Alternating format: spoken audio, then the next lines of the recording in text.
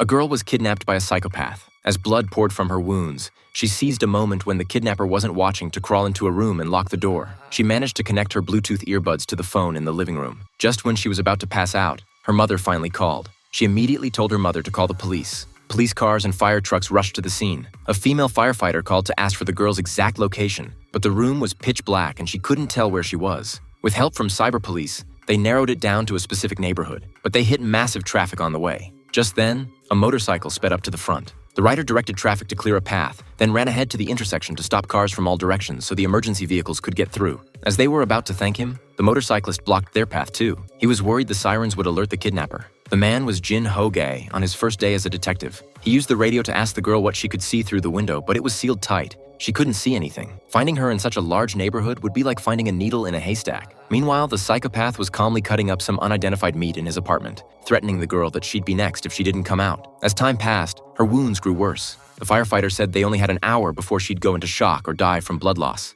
The situation was critical. Ho-gae kept the girl calm and asked her to remember anything about the kidnapper's place. She said the balcony was empty, but there was a wheelchair in the living room. Then she painfully crawled to the bathroom, which was spotlessly clean with lots of sanitary pads in the cabinet. Everyone figured this wasn't the kidnapper's first victim. They just needed to check for anyone in the neighborhood with a criminal record. But the investigating officers came back with bad news. Nobody in the area had any priors. Then Ho-gae remembered what the girl said about the bathroom. He concluded the kidnapper must have killed a woman and was living in her apartment. They quickly identified a female resident who'd been missing for 4 months. The police rushed to the rescue. Ho-gae rang the doorbell. The kidnapper heard it. So did the girl. Ho-gae pretended to be there to fix the pipes and asked him to open up. To ease the kidnapper's suspicions, he had a firefighter pose as building management. The door cracked open. Ho-gae burst in and tackled the man. Everyone rushed in looking for the girl but couldn't find her anywhere. That's when they realized they had the wrong guy. The man's wife had been in a nursing home for 4 months due to illness. Meanwhile, at another apartment, the real kidnapper answered his door. It was just a downstairs neighbor complaining about him smoking on the balcony. Hearing the doorbell, the girl quietly opened her door too, only to come face to face with the psychopath's vicious glare.